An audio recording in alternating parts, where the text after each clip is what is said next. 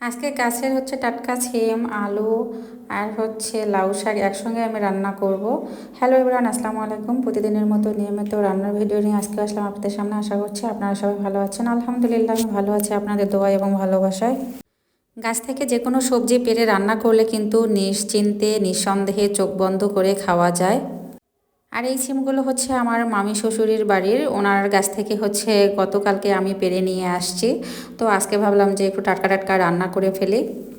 তো সিমগুলো আমার শাশুড়ি আম্মা হালিমাসি সহ বেঁচে তো সুন্দর করে পরিষ্কার করে দিয়েছে, আর আমিও শুধু বসে বসে রান্না করলাম।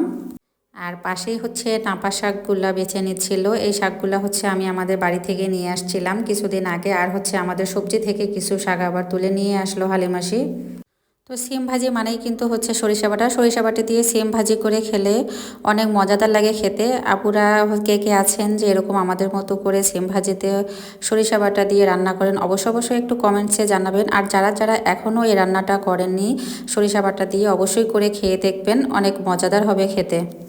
তো আমি যেভাবে রান্না করি ঠিক ওভাবেই রান্না করলাম আর কি। তো কড়াইয়ের মধ্যে তেল দিয়ে দিলাম, তেল দিয়ে তেলটা একটু গরম হয়ে গেলে পেঁয়াজ দিলাম। পেঁয়াজের যখন কাঁচা কাঁচা ভাবটা চলে গেল তখনই আমি সিমগুলো এর মধ্যে দিয়ে দিলাম। আর এখানে লাউ শাক পরিমাণে অল্প আছে। এই লাউ শাকের ডালটা একটা ছাগল আজকে কেটে দিয়েছে। মনটা ভীষণ খারাপ। আসলে আশেপাশে সবজি যে কোনো গাছ একটু বড় হলেই যদি ছাগলটা খেয়ে নষ্ট করে দেয়, আসলে অনেক কষ্ট লাগে।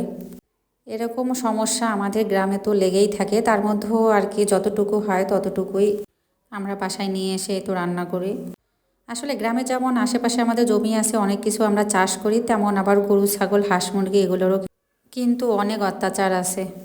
তো পেঁয়াজের মধ্যে সিমগুলো দিয়ে আমি এখানে কাঁচা কয়েকটা মরিচ ফালি করে দিয়েছি। আর এই তো সরিষা বাটা দিয়ে স্বাদ মতো লবণ, হলুদের গুঁড়া সব কিছু একসঙ্গে দিয়ে ভালোভাবে একটু মিক্সড করে নিয়েছি। নেওয়ার পরে এখানে আমি কিন্তু গরম পানি ইউজ করেছি। গরম পানি দেওয়ার পরে কিছুক্ষণ ঢাকনা দিয়ে হাই হিটে জাল করে নিয়েছি। যে দেখেন আমার সিমগুলো মাশাআল্লাহ অনেক সুন্দর সিদ্ধ হয়ে গিয়েছে।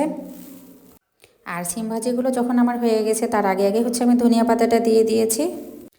এরকম ভাঙা ভাঙা সিম ভাজি খেতে কিন্তু আমার ভালো লাগে। এভাবে ভাত মেখে খেতে অনেক মজাদার হয় আর কি এই সিম ভাজিটা। আর এই তো এদিক দিয়ে নাপা শাক বেছে সুন্দরভাবে পরিষ্কার করে এনে দিয়েছে। আর আমি কড়াইয়ে বসিয়ে দিলাম। এখানে স্বাদ মতো লবণ, রসুন শেষে দিয়েছি, আর একটু বেশি করে কাঁচামরিচ দিয়েছি। এই শোলকা রান্নাটা কিন্তু অনেক ভালো লাগে খেতে। এটা আমাদের উত্তরবঙ্গের বিখ্যাত একটা খাবার আর কি, এবং অনেক প্রিয় খাবার। কারণ আমাদের উত্তরবঙ্গের মানুষ এটা অনেক মজা করেই খায়। আর এখানে আমি পানি দিয়ে দিলাম, কারণ এটা একটু ঝোল ঝোল রাখবো। আর এখানে আমি খাবার সোডা এখন দিয়ে দেব। এই রান্নার মূল উপকরণ কিন্তু খাবার সোডা।